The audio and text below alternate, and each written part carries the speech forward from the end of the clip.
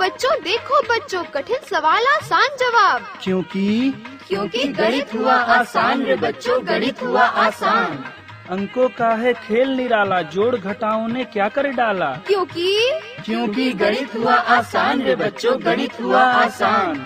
शून्य का है खेल अजब, अंकों के संग करे गजब। कभी अंकों को शून्य बनाता या अंकों का मान बढ़ाता। क्योंकि गणित हुआ आसान रे बच्चों, गणित हुआ आसान।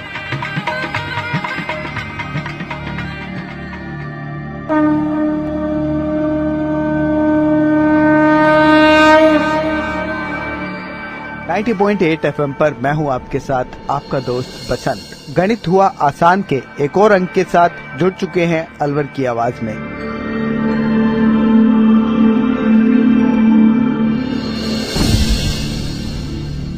गणित हुआ आसान के एक और अंक में आज हम जानेंगे केंद्रीय प्रवृत्ति की मापों में मीन यानी कि माध्य को ज्ञात करना, कि कैसे हम मीन को ज्ञात करते हैं यानी कि माध्य कैसे निकालते हैं। और इसके विषय में आपको बता रहे हैं आईआईटी अलवर के असिस्टेंट प्रोफेसर सचिन वर्मा और साथ में है कम्युनिटी स्टूडेंट्स। तो चलिए जानते हैं कैसे केंद्रीय प्रवृत्ति की मापों में माध्य को ज्ञात किया जाता है, यानी कि मीन कैसे कैलकुलेट की जाती है इन मेजर ऑफ सेंट्रल टेंडेंसी।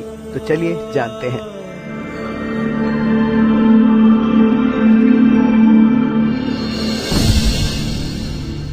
बच्चों, मेरा नाम सचिन कुमार वर्मा, मैं आईआईटी इंजीनियरिंग कॉलेज में एज ए असिस्टेंट प्रोफेसर। आज अगेन हम जिस टॉपिक पे बात करेंगे उसका नाम है measure of central tendency. Yes sir. मतलब केंद्रीय प्रवृत्ति की माप। Yes sir. जैसे हमने लास्ट एपिसोड में डिस्कस किया था सर्वे के बारे में, यस सर, आंकड़ों के बारे में। Yes sir. ठीक है, आज हम जिस टॉपिक पे डिस्कस करेंगे उसका नाम है मीन। Yes sir. ठीक है, जो आंकड़े हमने दर्शाए, जो फ्रीक्वेंसी बारम्बार था हमने, अब उनका यूज होगा यहाँ पे। Yes sir. और जो मीन है उसको हिंदी में कहते हैं माध्य। Yes sir. ठीक है, अब माध्य होता क्या है उसके बारे में जानेंगे, माध्य की एप्लीकेशन के बारे में जानेंगे, डेली लाइफ के एग्जाम्पल के बारे में जानेंगे। Yes sir. ठीक है, जैसे मैं आपको एग्जाम्पल देना चाहता हूँ माध्य के बारे में। Yes sir. एक छोटा सा एग्जाम्पल देता हूँ। आपकी क्लास है। Yes sir. एक क्लास में बहुत सारे बच्चे होते हैं। Yes sir. ठीक है, बच्चे होते हैं, उनकी अगर मैं ये जानना चाहूँ कि हाइट के बारे में इन्फॉर्मेशन इकट्ठे करते हैं। Yes, sir. हर बच्चे की हाइट लगभग अलग होती है। Yes, कुछ sir. सेम हाइट के भी होते हैं। Yes, और sir. मुझे ये जानना है कि जो मेरे बच्चे हैं उनकी Yes, sir. पर स्टूडेंट की हाइट कितनी है। Yes, एवरेज निकालना है मुझे माध्य, मुझे Yes, माध्य sir. निकालना है। Yes, तो sir. जो उनकी हाइट है, जैसे किसी की 4 फुट है, किसी की 4.5 फुट है, इस टाइप से। Yes, तो जो sir. काउंटिंग है ये तो हो गया मेरे प्रेक्षण। Yes sir. ठीक है, Yes, sir. अब माध्य निकालने के लिए माध्य को डिनोट किया जाता है x बार से, और Yes, प्रेक्षणों sir. की वैल्यू को डिनोट किया जाता है मैथमेटिकली x1 से, Yes, x2 से, sir. x3 से, Yes, dot sir. Dot dot. ठीक है, Yes, sir. तो ये जो मेरे आंकड़े हैं, जो प्रेक्षण है, इनको बोलूंगा x1, x2, x3, x4। सारी चीजें बच्चों की काउंटिंग होगी, जो बच्चों की हाइटों की संख्या। Yes sir. अब एवरेज निकालने के लिए हम पे फॉर्मूला होता है x bar is equal to प्रेक्षणों के मानों का योग अपॉन प्रेक्षणों की संख्या। ठीक है, जो बच्चों की हाइट है वो मेरे प्रेक्षण है। जितने भी बच्चे हैं उनकी हाइटों को मैं जोड़ दूंगा। Yes sir. तो वो मेरा निकल के आ जाता है प्रेक्षणों के मानों का योग। Yes, अब sir. उसको डिवाइड करना है मुझे प्रेक्षणों की संख्या। Yes, sir. प्रेक्षणों की संख्या मतलब जितने क्लास में बच्चे हैं Yes, sir. उनकी काउंटिंग कितनी है। Yes sir. है ना, उस काउंटिंग से मैं डिवाइड कर दूंगा। Yes, तो sir. फाइनली मेरा फॉर्मूला बन जाता है x bar is equal to प्रेक्षणों के मानों का योग अपॉन प्रेक्षणों की संख्या। तो एवरेज जो हाइट निकल के आएगी वो टोटल जो हाइट है उनका योग डिवाइड करेंगे टोटल नंबर ऑफ स्टूडेंट कितने हैं, टोटल नंबर बच्चे कितने वहाँ पे। तो ये जो रेशो निकल के आएगा उसे बोलेंगे आप माध्य। और डिनोट किससे करते हैं, एक्स बार से। ठीक है, ये तो हो गया मैथमेटिकली कि हमारा मीन होता क्या है। अब थोड़ा थोड़ा आप मुझे बताएं कि डेली लाइफ के एग्जाम्पल के बारे में, माध्य के बारे में क्या क्या आप जानते हैं। ये सर मैं बताता हूँ। सर अगर हम माध्य मतलब जाने, माध्य एक तरह का सर औसत होता है। हाँ बिल्कुल। ये सर अगर जैसे सर हम ये सोचे कि अगर किसी टीम को, सर मैच चल रहा है, टीम इंडिया को जीतने के लिए 80 रन चाहिए 10 ओवर में। क्रिकेट मैच की बात कर रहे हैं। क्रिकेट मैच में सर टीम इंडिया को जीतने के लिए 80 रन चाहिए 10 ओवर में। ठीक, तो 10 रन चाहिए, तो सर अगर हम अब निकालें कि उसका औसत, उसका माध्य क्या होगा कि प्रति ओवर हमें कितने रन चाहिए, तो हमें जो कुल रन चाहिए, जैसे 80 रन चाहिए हमें 10 ओवर में, तो हम सर 80 रन को 10 से डिवाइड कर देंगे। जो आएगी वैल्यू सर, जो मान आएगा वो 8 आएगा, यानी 8 रन प्रति ओवर हमें चाहिए। यानी टीम इंडिया को मैच जीतने के लिए 8 रन प्रति ओवर बनाने होंगे, ये उसका माध्य होगा। हाँ, बेसिकली आपने रन रेट निकालने की बात करते हैं। Yes sir. जो टोटल नंबर ऑफ रन है Yes, उसको डिवाइड कर दोगे जैसे टोटल नंबर ऑफ ओवर से, तो फाइनली आपका रन रेट जो रिक्वायर्ड रन रेट है, जो आपको Yes, sir. रन रेट बनाना है Yes, पर ओवर कितने रन बनाने हैं वो Yes, निकल sir. के आ जाता है। Yes, sir. वो माध्य होता है। Yes sir. ठीक है, माध्य निकाल देना। Yes sir. चले और बताएं मुझे, सर आप बताएं बेटा। सर जैसे कि हम कह सकते हैं कि हमारे पास 5 क्यारी है और 20 पौधे हैं हमारे पास, और उनको पर क्यारी में कितने पौधे लगाना है हमको, तो उस पौधे को लगाने के लिए हम मीन ज्ञात करेंगे। टोटल नंबर ऑफ पौधों की संख्या बटा में क्यारियों की संख्या से जब हम डिवाइड करेंगे तो इस तरह से हमारा माध्य ज्ञात हो जाएगा, और कह सकते हैं कि हमारा मीन एवरेज वैल्यू है। हाँ, जो टोटल नंबर पौधे हैं उनको डिवाइड कर देंगे नंबर ऑफ क्यारी से, तो मुझे आइडिया मिल जाएगा कि पर जो क्यारी है हर ईच क्यारी में कितने पौधे लग सकते हैं। तो हमारा वो मीन हो गया, माध्य हो गया वो। ये तो हो गया आपका माध्य के बारे में। ठीक है, लेकिन मैं ये जानना चाहता हूँ कि अगर आपको प्रेक्षण दिया हो और उनकी आवृत्ति दी हो, ठीक है, कोई ऐसे एग्जांपल बताएं जिसमें आपको फ्रीक्वेंसी भी दी हो और एक मिसिंग टर्म निकालनी हो। मिसिंग टर्म समझते हैं? कोई एक डाटा की एक वैल्यू आपको गायब कर दिया और वो आपको ढूंढनी है, और उसमें आपको माध्य पहले ही दे दिया उसने।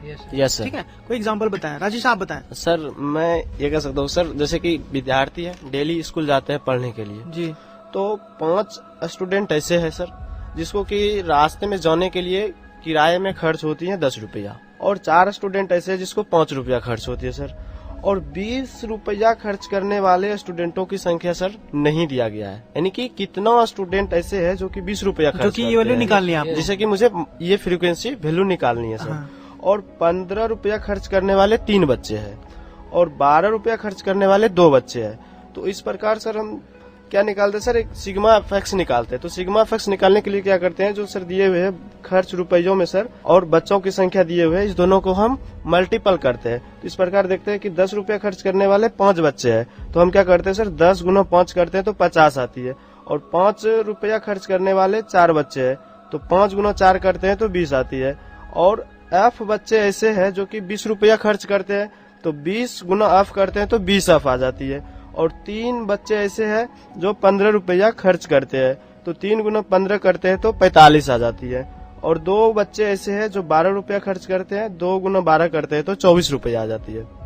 जब हम सिग्मा एफेक्स निकालते हैं, टोटल एड करते हैं, तो सिग्मा एफेक्स बराबर आती है 139 प्लस 20 एफ, और माध्य मान दिया हुआ है मेरा 15, जो कि क्वेश्चन में दिया हुआ है। Yes sir. और सिग्मा एफ जो होती है मेरी सर वो हो जाती है टोटल 14 प्लस एफ, और उसके बाद हम माध्य मान निकालने के लिए जो वही मेरा सेम फार्मूला है सर, सूत्र है, जो कि सिग्मा एफेक्स अपॉन सिग्मा एफ। तो माध्य मेरा 15 है, तो 15 बराबर हो जाएगा sir 139 plus 20 F upon 14 plus F, तो हो जाएगी। इसको जब हम क्रॉस मल्टीपल करेंगे तो क्या हो जाएगी 15 इंटू 14 प्लस एफ बराबर 139 प्लस 20 एफ, और जब 15 गुना 14 करेंगे तो क्या हो जाएगी मेरी 210 हो जाएगी, प्लस क्या हो जाएगी 15 एफ बराबर क्या हो जाएगी 139 प्लस 20 एफ। जब 139 को सर हम इधर लाएंगे तो क्या हो जाएगी 210 माइनस 139 हो जाएगी, और 15 को सर उस पार ले जाएंगे तो क्या हो जाएगा 20 एफ माइनस 15 एफ बराबर क्या हो जाएगा 5 एफ बराबर हो जाएगा 71 हो जाएगी सर, और एफ बराबर हो जाएगी उधर जाके डिवाइड हो जाएगी। तो हम 5 से 71 में जब भाग देंगे तो क्या आएगी 14.2।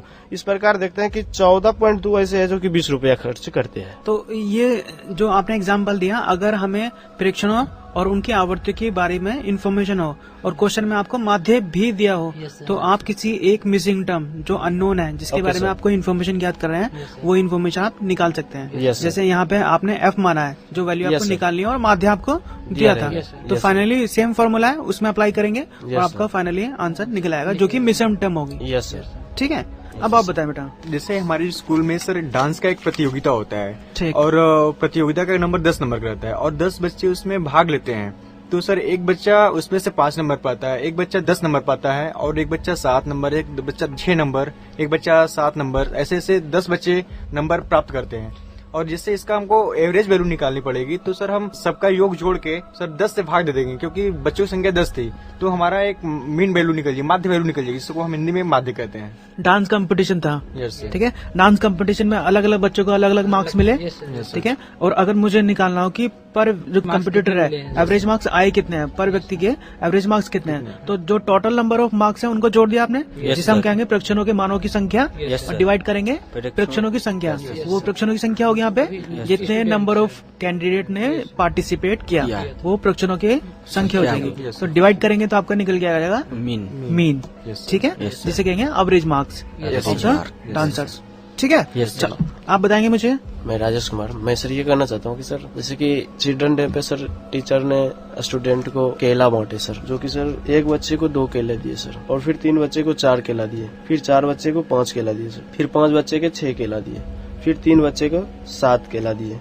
तो इस प्रकार देखा कि मैंने बच्चों की संख्या और केलों की संख्या को क्या कर दिया सर, दोनों को मल्टीपल कर दिए। 2 केले और एक बच्चे की संख्या 2 × 1 हो गया सर 2, फिर 4 × 3 हो गए 12, फिर 5 × 4 हो गया 20, 6 × 5 हो गया 30, और 7 × 3 हो गया 21। इस प्रकार मेरा सर ये जो हुआ सर मल्टीपल करने के बाद जो दोनों आया, ये मेरा हो गया सिग्मा एफएक्स। टोटल ऐड करने के बाद मेरा सिग्मा एफएक्स आती है 85, और बच्चों की संख्या जो है सर वो है 16, जिसे हम सिग्मा एफ से डिनोट करते हैं। तो इस प्रकार सर एक हम इसका माध्य मान निकालते हैं, एवरेज निकालते हैं। तो माध्य बराबर मेरे होते हैं सर सिग्मा एफएक्स बटे सिग्मा एफ। तो हम देखते हैं कि 85/16 करते हैं तो मेरी माध्य जो होती है सर एवरेज वो 5.31 होती है सर। इस प्रकार सर हम माध्य कर सकते हैं सर, ठीक है। यहाँ जो आपने एग्जाम्पल लिया वहाँ पे आपको प्रेक्षणों की वैल्यू दी हुई थी, हाँ सर, ठीक है, x1 x2 x3, ठीक है। साथ में क्या दिया था मुझे, उसकी फ्रीक्वेंसी बारंबारता दी थी। x1 के लिए फ्रीक्वेंसी दी थी, ठीक है, x2 के लिए फ्रीक्वेंसी दी थी। तो अगर आपके प्रेक्षण दिए हो और उनके कॉरस्पॉन्डिंग उनकी बारंबारता भी दी हो, तो फार्मूला क्या होता है हमारा, x bar is equal to sigma f x upon sigma f sir, upon sigma f. Sigma का मतलब क्या होता है यहाँ पे, सिग्मा सम की बात करते हैं ना, है ना, जानते हैं आप लोग, योग की बात करते हैं। जितने x1 f1 plus x2 f2 plus x3 f3, इस तरह से चलेगा, और डिवाइड करेंगे हम सिग्मा एफ से। सिग्मा एफ मतलब f1 plus f2 plus f3, इस तरह, ठीक है। ये सारी वैल्यूज को हम ऐड करेंगे। तो फाइनली जब आपको प्रेक्षण और फ्रीक्वेंसी दी हो तो फार्मूला क्या होता है, x bar is equal to sigma f x upon sigma F.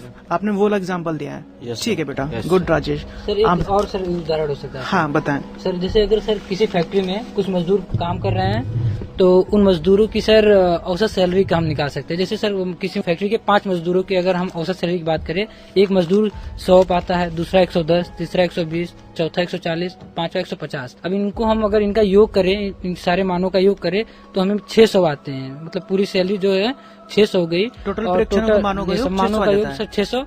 और जो मजदूर थे उनकी संख्या 5 थी, यानी प्रेक्षणों का मान जो प्रेक्षणों की संख्या है वो 5 है, उनसे हम डिवाइड करेंगे तो सर हमें जो आता है उत्तर वो 120 आता है, यानी 120 रुपए प्रति मजदूर। यानी वो जो औसत सैलरी हुई 120 रुपए हुई। ठीक है, तो x बार की वैल्यू कितनी होगी यहाँ पे, 120। ठीक है, यस सर। सर जैसे कि हम एग्जाम्पल में ले सकते हैं कि हमारे पास 10 कैंडिडेट हैं और हमारे पास 5 मोटरसाइकिल है, तो उनको सवारी करनी है, तो हम जितने कैंडिडेट हैं उन कैंडिडेट में मोटरसाइकिलों की संख्या से डिवाइड कर देंगे। इस तरह से तो सर हमारा माध्य ज्ञात हो सकता है सर। ठीक है, आप क्या बोल रहे हैं, 10 कैंडिडेट हैं? Yes sir. भाई कितनी है? 5। ठीक है, अब ये कह रहे हैं 10 कैंडिडेट आपको जाना है। Yes sir. ठीक है, कहीं आपको जर्नी तय करनी है और आप पे जो है नंबर ऑफ पीपल, जो नंबर ऑफ लोग हैं वो ज्यादा है और बाइकें हैं आप पे कम, अब जाना तो है। Yes sir. ठीक है, तो ये डिसाइड कैसे करेंगे कि भाई पर जो बाइक है उस पे कितने कैंडिडेट आ सकते हैं? Yes sir. Number of people. ठीक है, तो वही जैसे आप बता रहे हैं, जो हमारे प्रेक्षणों की जो संख्या है, जो उनको मानों का योग को डिवाइड कर देंगे नंबर ऑफ बाइक से। अब टोटल नंबर ऑफ जो प्रेक्षण है वो कितने हैं हमारे? सर मान लीजिए 10 हैं सर। 10 हैं और इसको डिवाइड करेंगे नंबर ऑफ बाइक से। ठीक है, नंबर ऑफ बाइक कितनी है? 5 है, तो 10/5 इज इक्वल टू 2।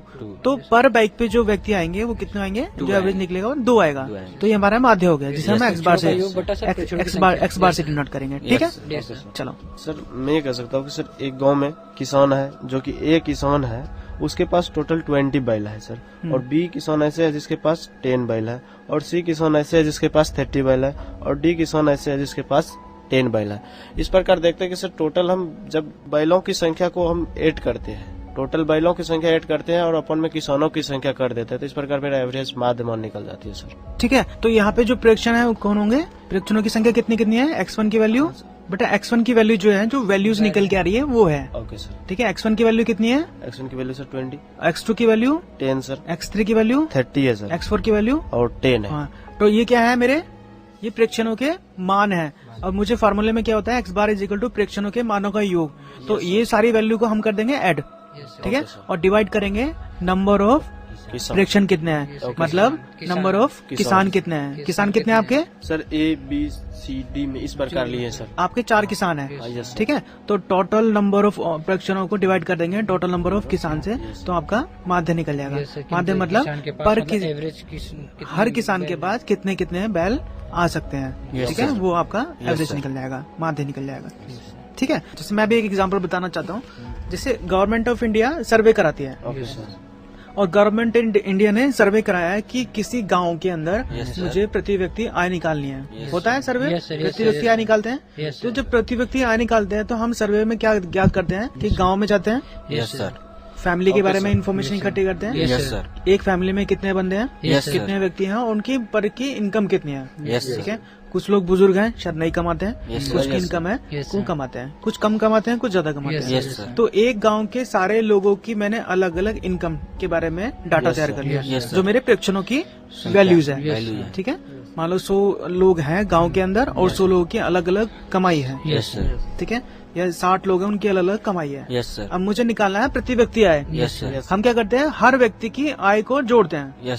ठीक है, गांव में 100 लोग हैं तो 100 लोगों की आय को मैंने जोड़ दिया। ठीक है, और डिवाइड कर दिया जो टोटल नंबर ऑफ लोग कितने हैं या प्रेक्षणों की संख्या कितनी है, वो कितनी है? 100 है। 100 लोगों के बारे में बात कर रहा हूँ मैं गाँव में, है। तो फाइनली मेरा जो प्रति व्यक्ति आय जो निकलेगी वो क्या निकलेगी? टोटल जो इनकम है उसको जोड़ के डिवाइड कर दूंगा, कुल आय को डिवाइड कर दूंगा नंबर ऑफ लोग पीपल से, नंबर ऑफ गांव में लोग कितने रह रहे हैं, डिवाइड कर दूंगा तो आपका निकल जाएगा माध्य निकल जाएगा। तो वो क्या होगी? आपकी प्रति व्यक्ति आय होगी। गवर्नमेंट कराती है ऐसे, ठीक है। जैसे कि सर डेली कॉलेज जाते हैं सर स्टूडेंट पढ़ाई करने के लिए। जैसे एक मोटरसाइकिल है, उस पे 2 स्टूडेंट जाते हैं बैठ के सर कॉलेज, और एक मोटरसाइकिल है जिसपे कि 4 स्टूडेंट बैठ जाते हैं, और एक ऐसी मोटरसाइकिल है जिसपे 3 स्टूडेंट बैठ जाते हैं। इस प्रकार सर उसका माध्यमान निकालते हैं, तो देखते हैं कि टोटल कितने स्टूडेंट है। एक पे 4 बैठे, एक पर 3, एक पर 2 बैठे हैं, तो इस प्रकार देखते हैं कि 9 स्टूडेंट तो टोटल बैठे हैं। तो उसका हम एवरेज मान निकालते हैं, तो 9/3 कर देते हैं। 3 गाड़ी है मेरे पास, तो 9/3 करते हैं तो उसका एवरेज मान 3 निकल जाता है। जी, इस प्रकार सर हम माध्य मान निकाल सकते हैं, जो मेरी डेली लाइफ में सर यूज होता है सर। ऐसे ही अगला एग्जाम्पल लेना चाहता हूँ मैं गवर्नमेंट ऑफ इंडिया का अलग। हम एक साक्षरता हमारा अभियान भी होता है, ठीक है, गवर्नमेंट कराती रहती है समय समय पर कि साक्षरता में क्या करते हैं। हाँ, जैसे अगेन मैं गाँव की ही बात करूंगा। गाँव में जाते हैं हम लोग, ठीक है, हमने डाटा इकट्ठा किया, डाटा इकट्ठा करके हम फैमिली में जाते हैं। फैमिली में पर कैंडिडेट के बारे में बात करते हैं, कौन कितने लोग साक्षर हैं, कितने लोग निरक्षर हैं, और हमें निकालना होता है कि हमें दर निकालनी होती है, साक्षरता दर कितनी होती है। तो जितने लोग होते हैं गांव के अंदर उनकी काउंटिंग वो चाहिए मुझे, और कितने लोग साक्षर हैं उनकी काउंटिंग। जितने लोग साक्षर हैं उसको डिवाइड कर देते हैं नंबर ऑफ पीपल जो गाँव में है जिनको हमने इकट्ठा किया है, तो आपकी साक्षरता की दर निकल जाती है कि हमारी जो साक्षरता की दर कितनी है। ठीक है सर, अगला एग्जांपल ये भी ले सकते हैं सर। जैसे कि स्टूडेंट क्लास में पढ़ाई करते हैं सर। जैसे एक क्लास है जिसमें 10 स्टूडेंट बैठे हुए हैं, दूसरे क्लास है जिसमें 20 स्टूडेंट बैठे हुए हैं, तीसरे क्लास है जिसमें 60 स्टूडेंट बैठे हैं। तो टोटल हम क्या करते हैं सर? स्टूडेंट की संख्या को हम ऐड कर लेते हैं, उसके बाद हम क्या करते हैं सर? क्लास की संख्या से डिवाइड कर देते हैं, तो मेरा एवरेज मान निकल जाता है कि सर एक क्लास में इतने स्टूडेंट बैठे हुए हैं। प्रति मतलब कक्षा एवरेज हो जाएगा सर कि मतलब। ठीक है, तो इससे मेरा क्लास का भी एवरेज निकल जाएगा सर। हाँ, जैसे ये बता रहे हैं कि मान लो एक क्लास है उसमें 2 बच्चे बैठे हुए हैं, एक क्लास में 20 बच्चे बैठे हुए हैं, एक क्लास में 100 बच्चे बैठे हुए हैं, और मुझे ये रेशो ज्ञात करना है कि एक क्लास में एवरेज कितने बच्चे आ सकते हैं, कितने हम सिटिंग अरेंजमेंट करते हैं। एग्जाम में होता है, एग्जाम में जब है ना, तो एक क्लास में कितने बच्चे बैठाए जा सकते हैं। हम क्या करते हैं? टोटल नंबर ऑफ जो बच्चे हैं उनको ऐड करते हैं, ठीक है, और उसको डिवाइड कर देते हैं क्लास की संख्याओं से। तो पर क्लास में मुझे कितने बच्चे बैठाने हैं, कितने बच्चे बैठ सकते हैं, वो मेरा निकल जाता है, माध्य निकल जाता है। ठीक है सर। जैसे कि अब हम लोग करणी माता मंदिर पे टूर के लिए गए हैं, हम 100 स्टूडेंट है एक बस में, 100 स्टूडेंट और 10 टीचर। तो हम लोग टूर पे गए हैं। जब टूर पे हम लोगों ने वहाँ पे उतरा घूमने के लिए, तो ये हुआ कि आप लोग एक ग्रुप बना लीजिए और हर ग्रुप में एक टीचर रहेंगे। Security purpose, sir security purpose से ये सर की ग्रुप बना लीजिए और हर ग्रुप की मतलब रखवाली के लिए एक टीचर रहेगा।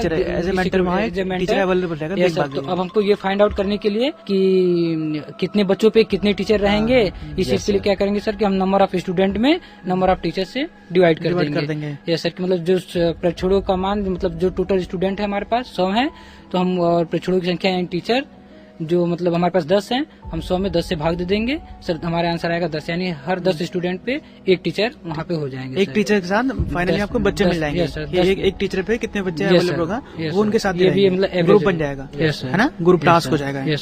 सर अगला एग्जांपल ले सकता हूँ सर मैं कि जैसे कि हॉस्टल है सर अपनी, तो एक रूम में सर 4 लड़का रहते हैं सर, और एक रूम में 2 लड़का रहते हैं सर, और एक रूम में 3 लड़का रहता है सर, एक रूम में 6 लड़का रहता है सर। इस प्रकार मैं देखता हूँ कि सर बहुत सारे रूम हैं जिसमें कि 2 लड़का 3 लड़का करके रहते हैं सर। तो यदि हम इसका एवरेज निकालना चाहता हूँ कि सर एक रूम में कितने लड़का रहते हैं, तो हम टोटल स्टूडेंट को सर 8 कर लेते हैं और sir total number of room से सर भाग दे देते हैं उसमें, तो मेरा सर एवरेज वैल्यू निकल जाता है कि सर यहाँ जैसे 200-400 रूम है तो एक रूम पे इतना लड़का है। तो इस प्रकार सर हम हॉस्टल की एवरेज निकाल सकते हैं कि एक रूम पे कितना लड़का रहते हैं। अब मतलब आप कॉलेज में आए, ठीक है, आप लोगों ने एडमिशन लिया। Yes sir. बहुत सारे बच्चे एडमिशन लेने के लिए आए। Yes sir. यहाँ पे हॉस्टल अलॉट हुआ आपको। अब हॉस्टल अलॉट लेने के लिए अब क्योंकि यहाँ पर नंबर ऑफ जो रूम्स हैं वो कम होंगे definitely. Yes sir. Numbers of people ज्यादा आते हैं। यस ठीक है, तो अब बात ये आती है कि पर जो रूम है ईच रूम में कितने बच्चे रखे जाएं। Yes sir. ठीक है, तो उसमें क्या करते हैं कि हम ये देखते हैं कि हमारा टोटल नंबर ऑफ बच्चे कितने आ रखे हैं, जिसे हम बोलेंगे प्रेक्षणों की वैल्यूज। ठीक है, सबको ऐड कर देंगे, टोटल नंबर बच्चे कितने होंगे, टोटल काउंटिंग किया तो मतलब जितना भी आया आपका सम आ गया हो। अब मुझे दिखाना है कि पर रूम के अंदर कितने बच्चे डाले जा सकते हैं, कितने बच्चों को अरेंज किया जा सकता है। उसके लिए हमें डिवाइड करना पड़ेगा जितने नंबर ऑफ रूम्स हैं, जितने नंबर ऑफ कमरेज हॉस्टल के अंदर हैं। तो जब उसको डिवाइड करेंगे जो माध्य निकलेगा, माध्य मुझे ये दर्शाएगा कि हर रूम के अंदर कितने बच्चों को हम अरेंज कर सकते हैं, कितने बच्चों को व्यवस्थित कर सकते हैं। ये हमारा माध्य निकल के आता है। ठीक है, ठीक सर। सर एक उदाहरण और है सर, जैसे अगर सर हमारे पास 40 केले हैं और हमारे पास 10 बच्चे हैं और 40 केलों को हमें सब बच्चों में बराबर बांटना है कि 10 बच्चे हमारे पास, 10 को हमें बराबर केले बांटने हैं, हमारे पास 40 केले हैं, तो उसके लिए भी हम उन केलों का माध्य ही निकाल सकते हैं। एक प्रकार से मतलब 10 से हम भाग दे देंगे, जो मतलब हमारे पास टोटल केले हैं, ठीक है, जो मतलब प्रेक्षण का टोटल मान है हमारे पास 40 है और प्रेक्षणों की संख्या यानी जो बच्चे हमारे पास 10 बच्चे हैं, तो हम 10 से उसमें भाग दे देंगे, 4 आएगा आंसर, यानी हर बच्चे को 4-4 केले मिलेंगे सर। ये भी हमारा एक माध्य है सर, माध्य का एप्लीकेशन है। जैसे बच्चे होते हैं, यस सर, ठीक है, हम मान लो किसी बच्चे का बर्थडे है, वो सेलिब्रेट करता है स्कूल्स में जाके, वो अपने साथ ट्रॉफियां लेके जाता है, पैकेट लेके जाता है। अब क्लास में बच्चे होते हैं, बहुत सारे होते हैं। अब ये डिसाइड करना होता है कि पर बच्चे को कितनी ट्रॉफियां दी जाती हैं। होता है जन्मदिन सेलिब्रेट करते हैं आप लोग बच्चे क्लास में, तो जितने नंबर ऑफ बच्चेज हैं उनकी जो काउंटिंग है और जितने आप पे टॉफियां हैं, ठीक है, उसको डिवाइड कर देते हैं। टोटल नंबर ऑफ टॉफीज को डिवाइड कर देंगे नंबर ऑफ स्टूडेंट से, नंबर ऑफ बच्चों से, तो फाइनली आपको निकल के आ जाएगा कि पर जो बच्चा है उसको कितना कितना टॉफी हमें देना चाहिए या कितना कितना उसको मिल सकता है। Yes sir. ठीक है, तो ये सारे एग्जाम्पल हो गए हैं आपके माध्य के।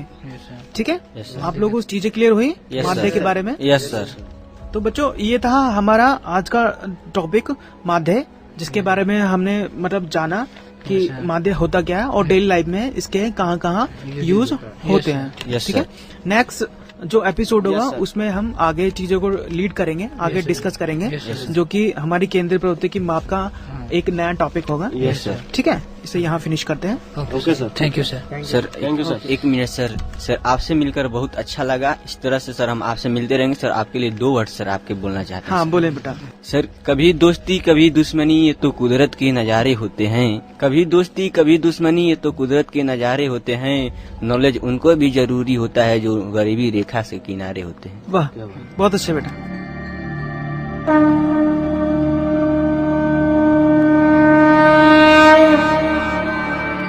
दोस्तों अब तो आप जान ही गए होंगे कि मेजर ऑफ सेंट्रल टेंडेंसी में मीन को कैसे कैलकुलेट किया जाता है, यानी कि केंद्रीय प्रवृत्ति की मापों में माध्य का मान कैसे ज्ञात किया जाता है और किस तरह से हम उसे डेली रूटीन लाइफ में रिलेट करते हैं। इस विषय के बारे में आपको जानकारी दे रहे थे IIT अलवर के असिस्टेंट प्रोफेसर सचिन वर्मा और साथ में थे कम्युनिटी स्टूडेंट्स।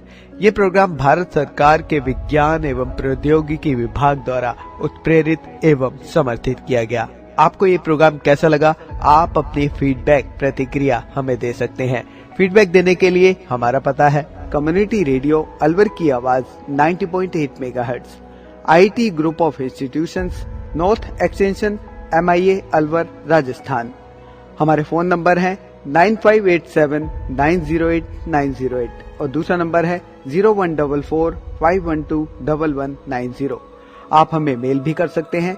हमारी ईमेल ID है radioalwar@gmail.com और साथ ही इस प्रोग्राम को आप ऑनलाइन यानी कि इंटरनेट पर भी सुन सकते हैं। इंटरनेट पर सुनने के लिए आपको लॉगिन करना है www.i-radiolive.com पर और साथ ही मैथमेटिक्स यानी गणित हुआ आसान के एपिसोड आप ऑनलाइन यानी कि इंटरनेट के माध्यम से एक दुनिया अनेक आवाज के वेबसाइट पर भी सुन सकते हैं। वेबसाइट है www.edaa.in। लॉगिन कीजिए और कहीं भी बैठकर ऑनलाइन आप इन मैथमेटिक्स के प्रोग्राम को सुन सकते हैं। इसी के साथ अपने दोस्त बसंत को दीजिए इजाजत। नमस्कार।